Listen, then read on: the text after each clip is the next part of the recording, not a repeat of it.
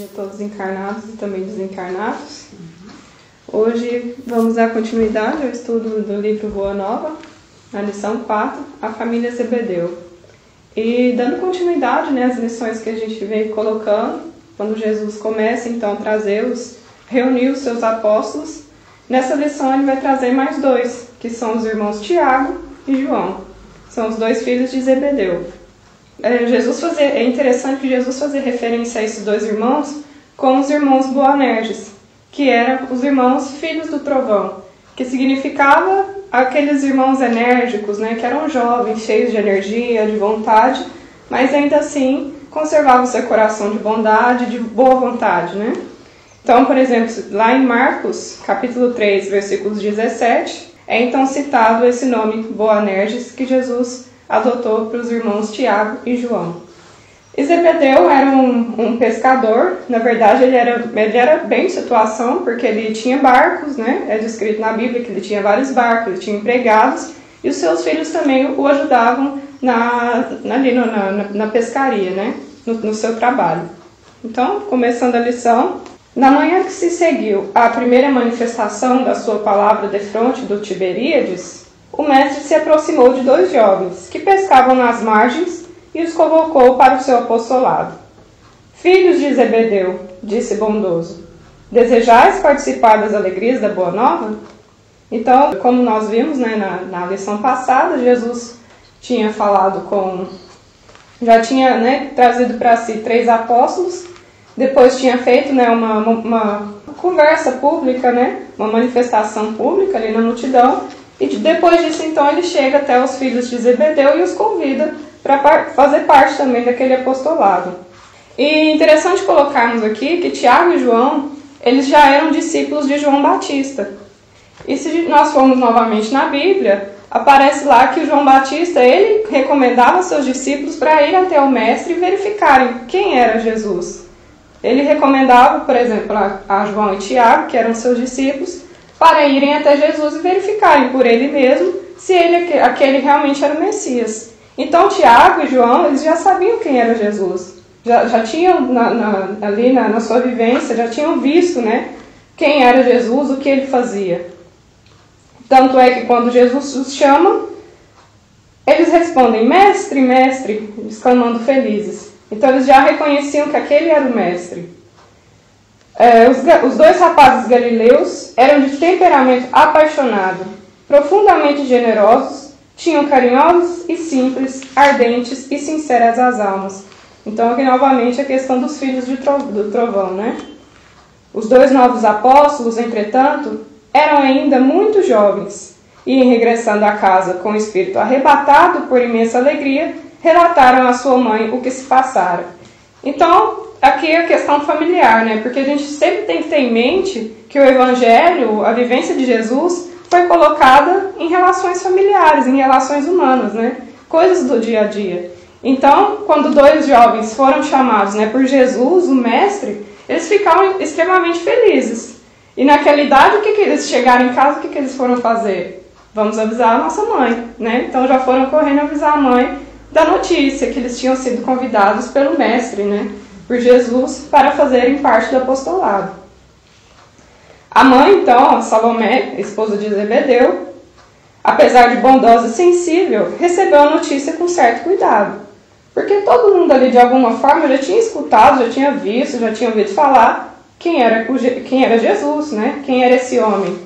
Mas, como a gente sempre que vem colocando nas lições, a noção das pessoas com relação ao reino. Quando Jesus falava que ele vinha trazer um reino, que ele vinha trazer o reino de Deus, o que as pessoas construíam na sua mente, na sua esperança?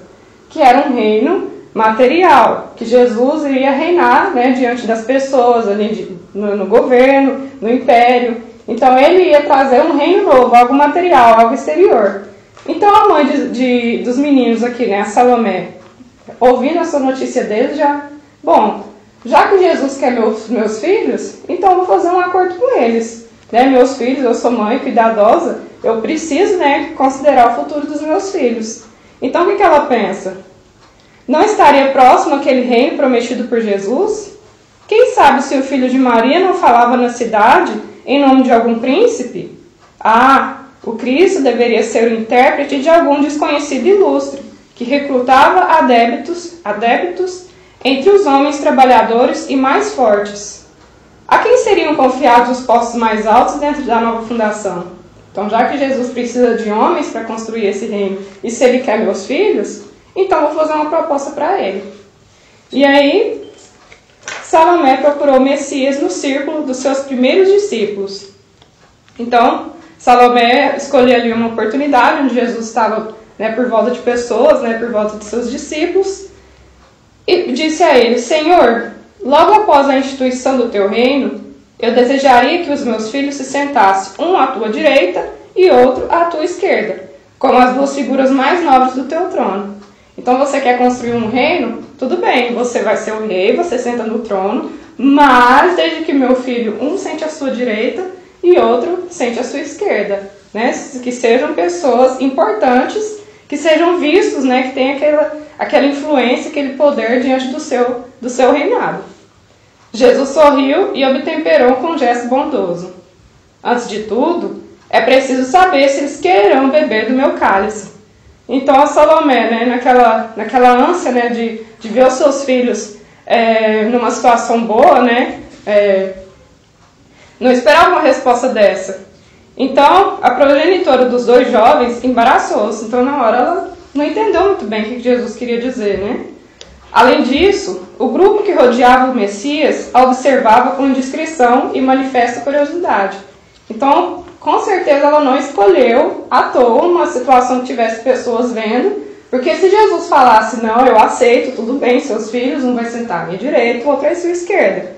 O que as pessoas em volta iam pensar? Nossa, ela é importante, os filhos dela terão papéis importantes no reino de Jesus. Mas não foi assim que aconteceu, Jesus pegou ela de surpresa.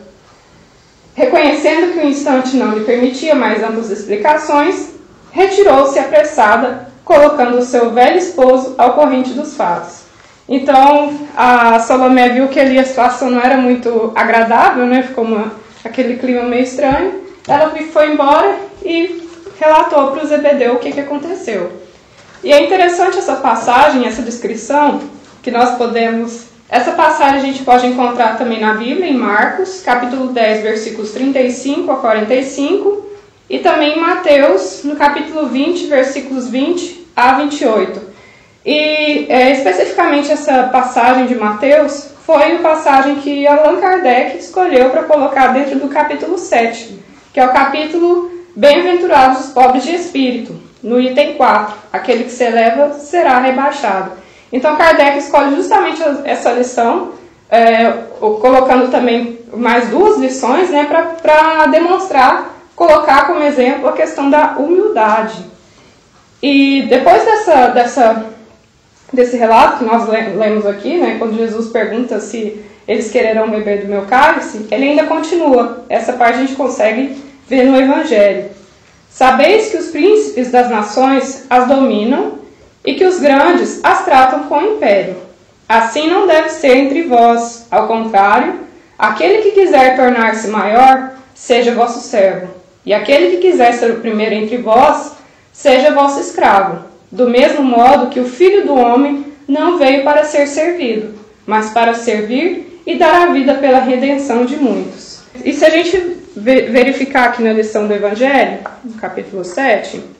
Essa leitura que eu fiz para vocês, ela faz parte do item 4, que a gente pode verificar aqui. Então, Kardec ele traz 3 diferentes lições, 3 diferentes passagens de Jesus nesse item. Então, esse é o item 4. No item 3, ele traz a lição de quando chegam ao mestre, a Jesus, e perguntam para ele quem seria o maior dentro do reino. E Jesus, então, mostrando uma criança, ele fala: aquele que se humilhar e se tornar pequeno como essa criança, será o maior no reino dos céus. E aí, seguindo o item 5, ele está numa festa de bodas e chegam várias pessoas e sentam nos primeiros lugares. Jesus também, sabiamente, utiliza dessa situação para trazer mais uma lição, para trazer mais um exemplo, que ele diz: porquanto todo aquele que se eleva será rebaixado, e todo aquele que se abaixa será elevado. Então Jesus aqui frisando várias vezes, a questão de sempre que você quer se elevar demais, né, que você está preocupado em ter esse prestígio, você vai ter alguma situação que vai te falar, olha, não é bem assim. Então todo aquele que quer ser grande dentro do reino de Deus, né, no reino que ele vinha trazer, da boa nova, do evangelho, deveria servir e não querer ser servido. E se a gente observar o pedido então da Salomé a Jesus, dos seus filhos, será que ela estava preocupada somente com a situação dos filhos? Ou o que ela queria? O prestígio, né, da família. O prestígio de ter ali os 2 filhos dela no reino, né, no império, né, com autoridade. Então ela estava justamente buscando essa visibilidade. E é interessante, lá no livro da psicografia de Valdo Franco, pelo espírito de Joana de Ângeles, no livro Jesus, o Evangelho à Luz da Psicologia Profunda, onde ela traz, né, várias análises, né, mais profundas das lições do Evangelho, ela coloca: ao primeiro ensejo, sombreados pela ilusão, disputavam privilégios. Então, todas essas questões aqui que vinham colocar, né, perguntar a Jesus quem seria o maior, olha, eu quero que meus filhos fiquem do seu lado, né, a gente vai sentar nos primeiros lugares porque queremos ser vistos. Então, todas essas situações eram situações que as pessoas aproveitavam de Jesus, né, queriam estar perto dele, mas não por causa dos seus ensinamentos, não por causa do seu exemplo, mas justamente por esse prestígio, por essa visibilidade. Anelavam por prioridades, destaques, honrarias. Não haveria outra motivação para estarem ao seu lado, senão usufruírem do seu prestígio, da sua notoriedade, convertendo essas conquistas em resultados de imediato consumo e prazer. A disputa dos interesses mesquinhos, imediatistas, se sobrepunham aos objetivos elevados do bem geral, da transformação pela qual deveria passar todo o organismo social. Para ser o maior no seu conceito, era necessário fazer o menor, o servidor, esquecendo de si mesmos altruisticamente, colocando o seu irmão no lugar onde desejasse estar. Então, é totalmente diferente do que aquelas pessoas esperavam. Então, justamente aqui a questão da humildade. Será que essas pessoas estavam sendo humildes? Não, elas queriam o quê? Visibilidade, né? Queriam tudo para si. Não importava o que Jesus ali estava ensinando, o que ele esperava das pessoas, mas eles queriam o prestígio do reino, né? Do reino material. Então, o que é humildade? Será que a humildade, então, a gente sempre se esconder, né? Se colocar o menor, o pior, eu não sou ninguém? Não. Né? A humildade é a gente se reconhecer no valor que aquilo, né? Naquele valor que nós realmente somos. Então, reconhecer as nossas dificuldades, mas também ter a certeza de que nós somos filhos de Deus. Nós somos espíritos encarnados, espíritos de vida eterna, que vamos também evoluir. Então, a humildade ela pode ser entendida como ato de submissão a Deus. É um estado de sintonia com a nossa alma, com o nosso eu superior. No estado de humildade, analisamos nossas imperfeições, fraquezas e limitações. Nos faz sermos aquilo que realmente somos, espíritos em constante progresso, com qualidades e imperfeições. Quando Jesus fala ali no Sermão da Montanha, né, como colocado no título do capítulo 7 do Evangelho, bem-aventurados os pobres de espírito. Pobre, sempre quando a gente fala em pobre, é aquele que necessita de algo. Então, enquanto nós, pobres de espírito, é quando nós reconhecemos a nossa pobreza de espírito, né? Que nós reconhecemos essa necessidade de evolução. Nós enxergamos do jeito que nós somos, né? Sem orgulho, sem a vaidade que tampa os nossos olhos e não deixa a gente ver os nossos próprios defeitos. Com relação à humildade, eu queria trazer a mensagem do livro Pensamento e Vida. Esse livro, pessoal, ele é um livro extremamente bonito, importante. Se a gente for lá na introdução desse livro, o Emmanuel vai explicar que pediram a ele que colocassem lições sobre o espírito para o espírito, né? E lições assim do dia a dia, do espírito encarnado. E aí Emmanuel coloca que ele, nesse pedido, ele lembra de uma cartilha falada que é colocada aos espíritos momentos antes da encarnação. Então esse livro ele vem trazendo títulos pequenos, né? Humildade, vontade, trabalho, educação, família. Então, questões que nós vivemos aqui, mas que a gente desperte com relação ao espírito, né? Então são lições do espírito para o espírito. Então vamos ver a lição 24, denominada humildade. A humildade, por força divina, reflete-se luminosa em todos os domínios da natureza, os quais expressam efetivamente o trono de Deus, patrocinando o progresso e a renovação. Então aqui Emmanuel já coloca que nós podemos ver exemplo de humildade na própria natureza, né? Magnificente, o sol, cada dia, oscula a face do pântano, sem clamar contra o insulto da lama. Então o sol, como nós dizemos, o sol é para todos, né? Mesmo o pântano ali é cheio de lama, ele traz sua luz para todo lugar. A flor, sem alarde, incensa a glória do céu. Filtrada na aspereza da rocha, a água se revela mais pura.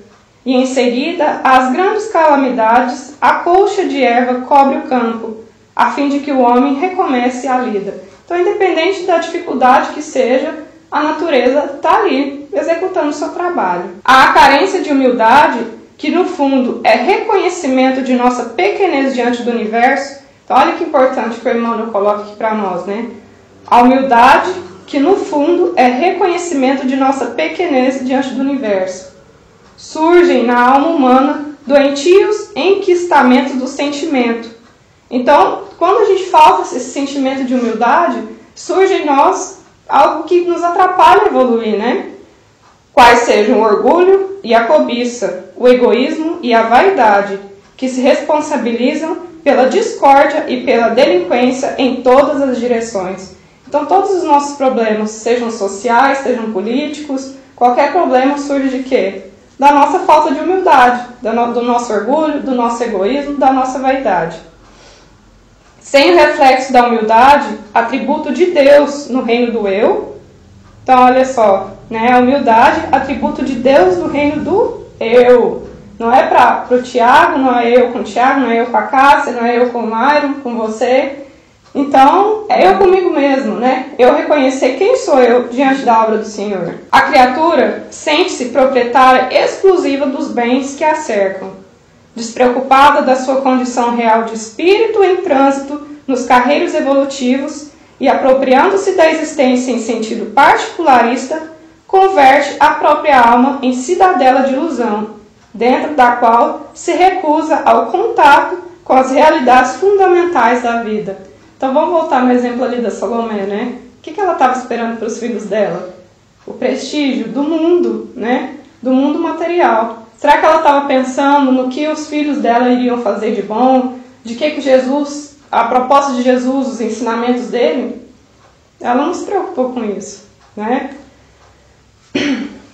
Sob o fascínio de semelhante negação, ergue azorragues de revolta contra todos os que lhe inclinam o espírito ao aproveitamento das horas. Sob o fascínio de semelhante negação, ou seja, negação da humildade, ergue azorragues, ou seja, açoites, né, chicotes. Então é como se a gente estivesse nos prejudicando a nós mesmos. Revolta contra todos os que lhe inclinem o espírito ao aproveitamento das horas, já que, sem o clima da humildade, não se desvencilha da trama de sombras, a que ainda se vincula, no plano da animalidade que todos deixamos para trás, após a auréola da razão. Então nós vemos, até no Evangelho fala, né, que a humildade é a primeira de todas as virtudes. Porque se a gente não tiver humildade, a gente não abre a porta para a gente aprender, para a gente desenvolver as outras virtudes, né? Então se eu me fecho no meu orgulho, no meu egoísmo, será que eu tenho essa oportunidade, esse reconhecimento de ver, bom, eu não sou bom nisso, eu preciso melhorar aquilo, eu tenho aquele defeito, né? Então a gente tem que considerar isso, né? Todas as coisas da nossa vida, a nossa família, nosso trabalho, as nossas dificuldades, são colocadas na nossa vivência justamente para que nós evoluímos, para que não evoluímos no mundo, né, como homens, na carreira. Isso são coisas, né, são acessórios, vamos dizer assim. Mas o nosso propósito aqui é a nossa evolução enquanto espíritos. Possuída pelo espírito da posse exclusivista, a alma acolhe facilmente o desespero e o ciúme. Então, tudo aquilo que sai fora do que eu quero, se eu não tenho humildade, eu já desespero, eu fico revoltado, eu tenho ciúme. O despeito e a intemperança, que geram a tensão psíquica, da qual se derivam perigosas síndromes na vida orgânica, a se exprimirem na depressão nervosa e no desequilíbrio emotivo, na ulceração e na disfunção celular, para não nos referirmos aos deploráveis sucessos da experiência cotidiana, em que a ausência da humildade comanda o incentivo à loucura nos mais dolorosos conflitos passionais. Quando é que o Emmanuel trouxe essas mensagens mesmo para o Chico? Lá em 1950, né? Início dos 40 até. 1940. Poxa, mas será que está diferente? Será que isso aqui aconteceu só lá na época do Chico? Qual que é a maior doença que nós temos aqui no século? Depressão. Por que será? Por que será que a depressão? O suicídio, né, que é algo que infelizmente está tão presente, né, tão forte na nossa sociedade. Emmanuel já trouxe isso numa cartilha espiritual que é falada, né, como ele coloca na introdução. Então, a gente ainda tem, né, por mais que já passamos aí mais de talvez, né, muito tempo já que essa lição foi colocada por Emmanuel, mas nós precisamos considerar isso que é muito atual, né?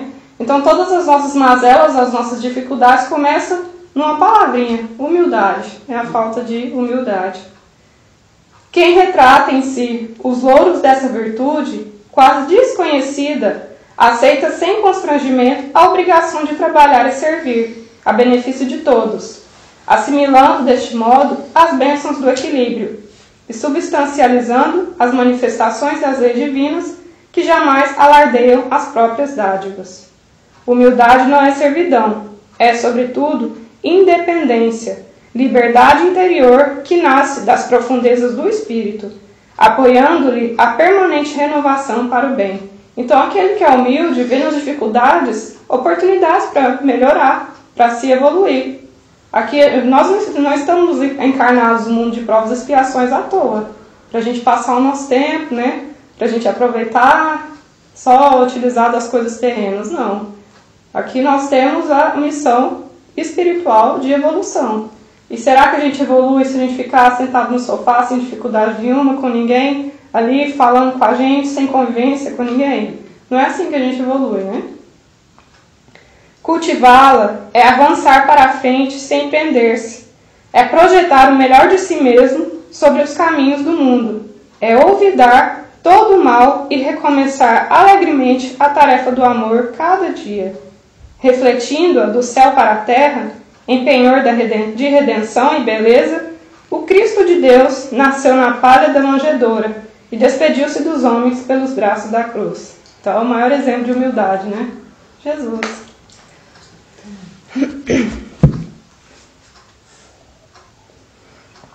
Bom, então, continuando com a nossa história aqui, o nosso conto. Então, nós paramos quando a Salomé falou com Jesus, ela não entendeu muito bem, foi embora, chegou para os pais dos meninos, né?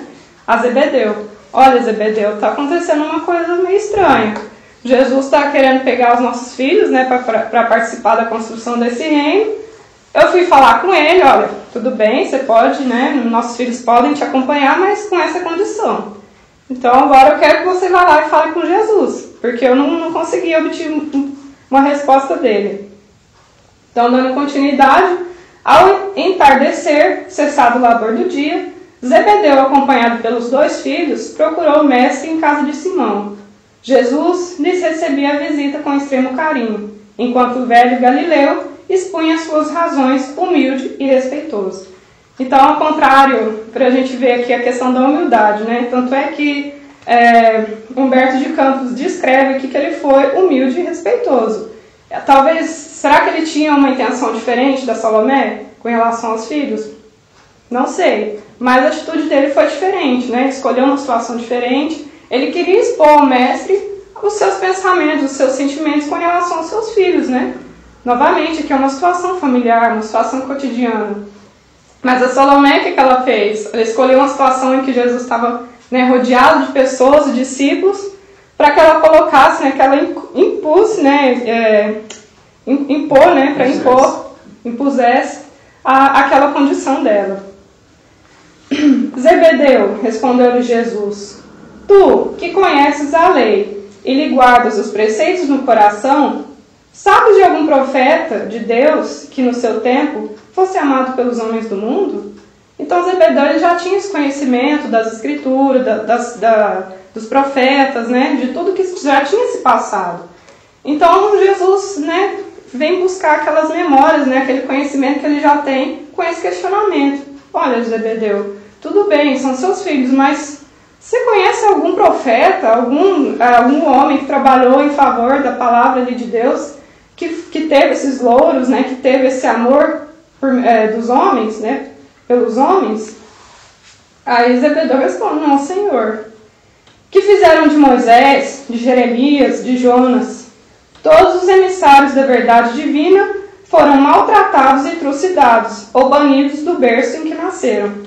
E aí essa fala de Jesus, né, nós podemos tirar um exemplo lá da parábola do festim de bodas, né, que Jesus vem descrevendo que o Senhor, né, de família, né, ele faz o festim e vem convidando pessoas para fazer parte do seu festim. E aí, cada etapa, né, desse convite, os servos, né, do Senhor são trucidados, né, são mortos. Então, por exemplo, os outros pegaram dos servos e os mataram, depois de lhes haverem feito os ultrajes.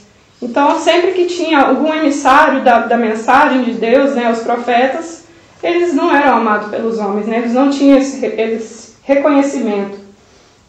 Na terra, o preço do amor e da verdade tem sido o martírio e a morte. E Jesus, como se aproveitasse o momento para esclarecer todos os pontos em dúvida, continuou: o reino de Deus tem que ser fundado no coração das criaturas. O trabalho árduo é meu gozo, o sofrimento, o meu cálice. Mas o meu espírito se ilumina da sagrada certeza da vitória. Então, quando Jesus pergunta para Salomé se os filhos dela, né, quererão beber do seu cálice, é justamente isso, o sofrimento.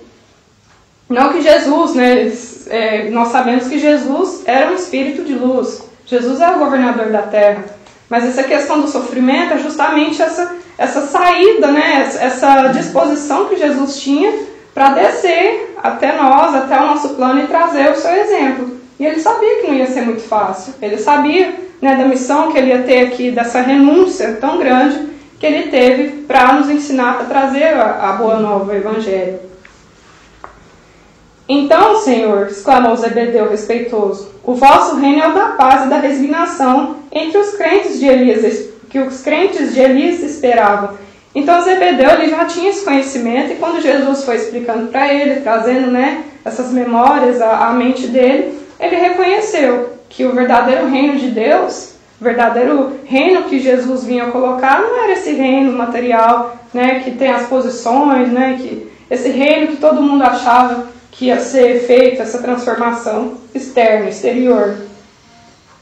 Jesus, com um sorriso de benignidade, acrescentou: a paz da consciência pura e a resignação suprema à vontade de meu Pai são do meu reino. Mas os homens costumam falar de uma paz que é ociosidade de espírito e de uma resignação que é vício do sentimento. Então, justamente que Jesus colocando novamente, meu reino não é reino exterior, é o reino do espírito. Mas as pessoas acham que a minha paz, né, que a paz que eu venho trazer é a paz da ociosidade.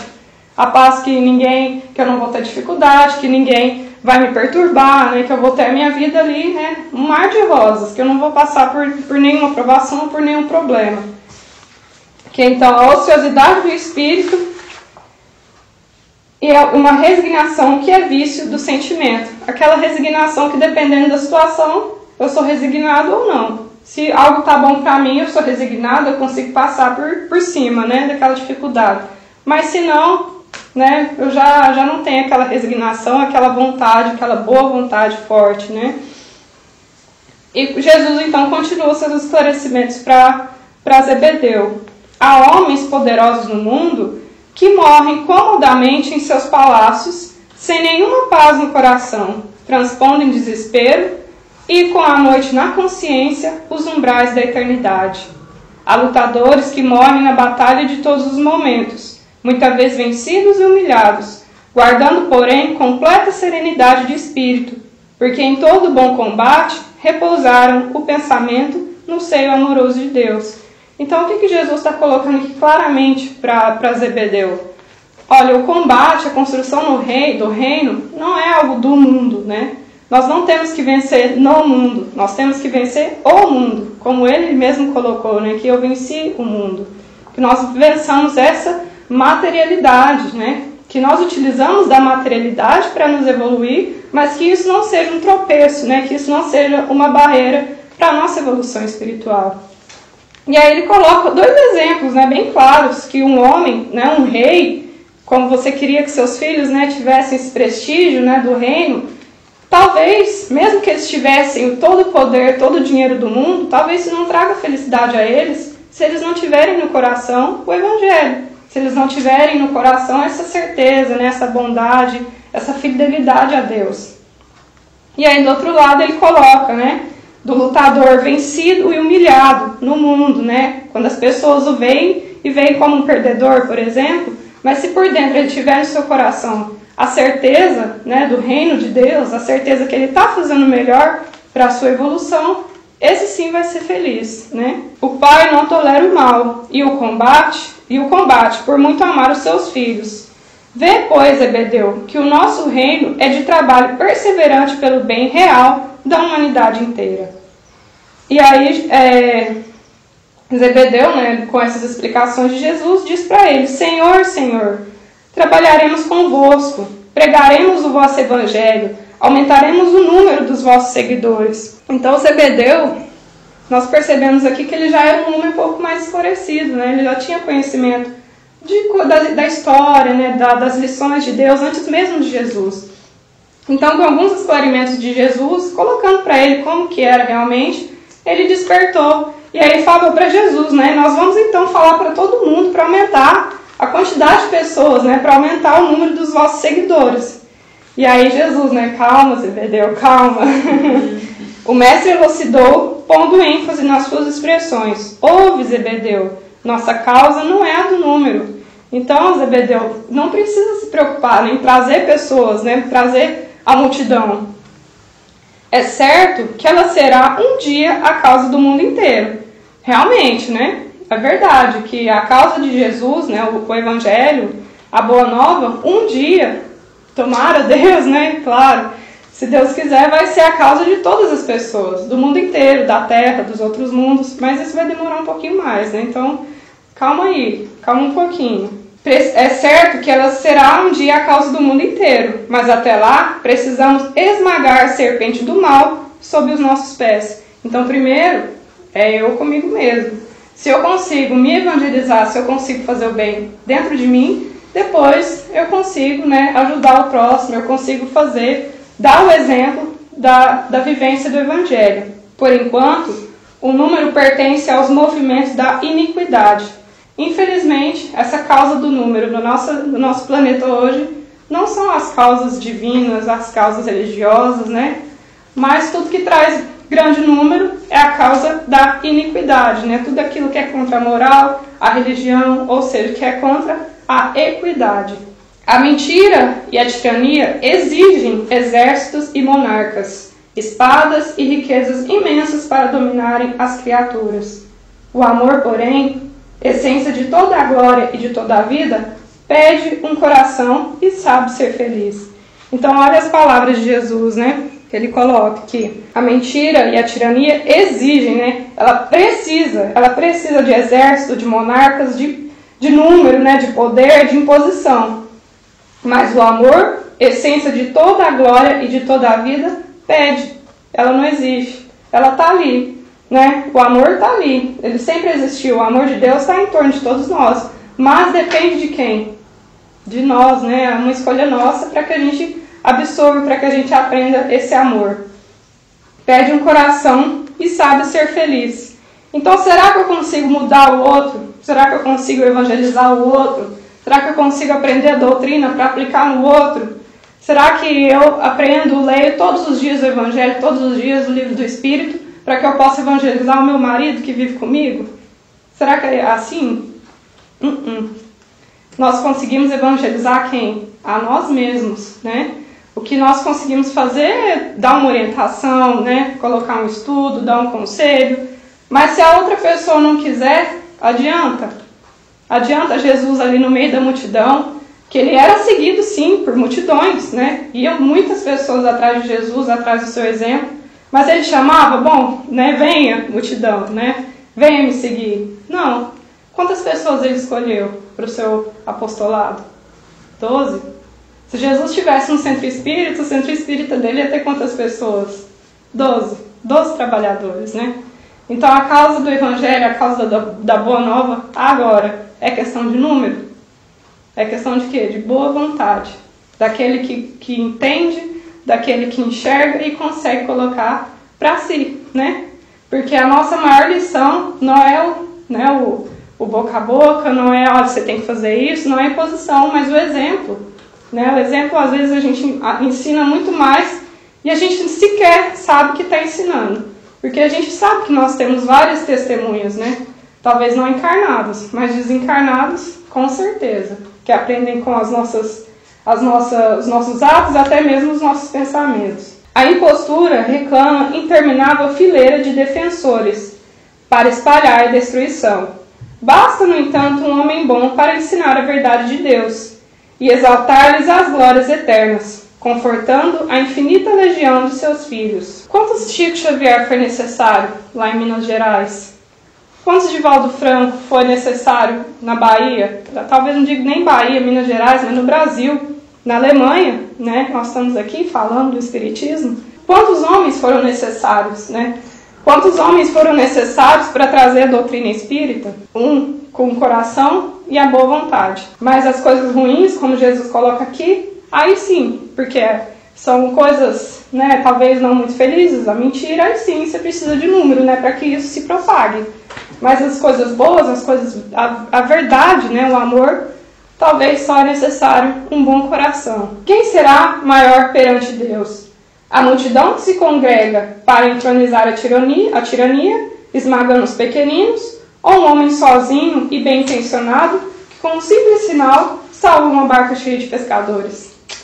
Quem será que é mais importante diante de Deus, né? Empolgado pela sabedoria daquelas considerações, Zebedeu perguntou: Senhor, então o evangelho não será bom para todos? Bom, então se já que não é da causa o número, então não vai ser bom para todo mundo? Em verdade, replicou o mestre. Toda vez que Jesus, né, os ensinamentos de Jesus coloca em verdade, é bom a gente, né, tomar um pouquinho mais de cuidado e ler com um pouquinho mais de carinho, né? Em verdade, replicou o mestre, a mensagem da Boa Nova é excelente para todos. Porém, nem todos os homens são ainda bons e justos para com ela. É por isso que o Evangelho traz consigo o fermento da renovação. E ainda por isso que deixarei o júbilo e a energia como as melhores armas aos meus discípulos. Então ia ser fácil a tarefa de João e Tiago, como discípulos de Jesus? Não ia ser fácil. Mas Jesus coloca aqui que traz consigo o fermento da renovação. Então os primeiros a serem renovados ali com Jesus eram quem? Eram os próprios apóstolos, né? Os próprios apóstolos estavam constantemente, o tempo todo, aprendendo com Jesus. Exterminando o mal e cultivando o bem. A terra será para nós um glorioso campo de batalha. Então todos nós aqui estamos presentes no campo de batalha, do bom combate, né? Do combate de nós mesmos, de nós conosco mesmo, das nossas imperfeições. Alegrar-nos-emos nos instantes transitórios da dor e da derrota, porque aí o seu coração amoroso nos dirá: vem, filho meu, estou nos teus sofrimentos com a luz dos meus ensinos. Então é difícil? É fácil? Mas nós temos tudo a nosso favor. Nós temos a nossa família do jeito que temos, do jeito que precisamos. Nós temos as situações, nós temos a doutrina espírita, temos os espíritos do nosso lado. Basta o quê? Boa vontade, né? O nosso coração, o nosso querer. E Jesus guardou silêncio por instantes. Então Jesus esperou um pouquinho para que Zebedeu, né, conseguisse absorver todas aquelas explicações, todo aquele clarão, né, que Jesus estava colocando na mente de Zebedeu. Até ali, seu velho coração conhecer a lei rígida e temer a Jeová com a sua voz de trovão sobre as sarças de fogo. Então, como que era o conhecimento de Zebedeu até então sobre Deus? É o Deus vingativo, né? Aquele Deus lá da época de Moisés, né? Olha, se você não fizer isso, Deus vai te castigar. Então era essa a consciência que Zebedeu tinha. Mas aí, com tanta explicação, né? Com esse tanto amor, né, de Jesus, nessas explicações, nessas palavras, e aí então Zebedeu teve esse esclarecimento. Ele acordou, né? Ele teve os olhos de ver. Jesus lhe revelara o Pai carinhoso e amigo de seus filhos, que acolhe os velhos, os humildes e os derrotados da sorte, com uma expressão de bondade sempre nova. E aí, Zebedeu, né, naquela emoção, ele se ajoelha, Jesus fala para ele: levanta-te, Zebedeu, os filhos de Deus vivem de pé para o bom combate. Então Jesus sempre, né, de novo, aqui o exemplo da humildade. Jesus não se considerava maior que ninguém. Ele não aceitava que se ajoelhasse, não aceitava nem ser chamado de bom, que ele falava, né, bom somente o Pai o é. Então, e até nas curas, né, quando Jesus fazia curas, ele falava: tua fé te curou. Então, novamente, ele dando o exemplo da humildade, que nós não somos piores do que Jesus. Há muitos anos, muitos séculos atrás, Jesus também era como nós, mas ele andou um pouquinho mais rápido, né? Por isso que hoje ele é nosso guia e nosso mestre. Mas que ele não era melhor do que ninguém. E depende de nós, novamente, da tua fé, da tua vontade, para que essa renovação, para que essa transformação então aconteça. E aí, Zebedeu então responde para ele, né? Senhor, meus filhos são vossos. Então, aqui, claramente, Zebedeu entendeu qual que era a missão, né? Qual que era o chamado de Jesus. E aí Jesus fala para ele: chora, Zebedeu, porque as tuas lágrimas de hoje são formosas e benditas. Temias a Deus, agora o amas. Estava perdido nos raciocínios humanos sobre a lei. Agora tens no coração a fonte da fé viva. E o que é a fé viva? Qual foi a diferença aqui para Zebedeu agora? É o entendimento. E qual que é a nossa maior fé viva aqui, enquanto encarnados nessa vida? Acredito, né? Espiritismo, né? A fé viva, a fé raciocinada. Então falta alguma coisa, gente, para a gente melhorar aqui nessa terra, nessa encarnação presente? Será que falta? Falta o quê? A nossa vontade, né? Então era essa a mensagem que eu tinha para trazer hoje. Muito obrigada.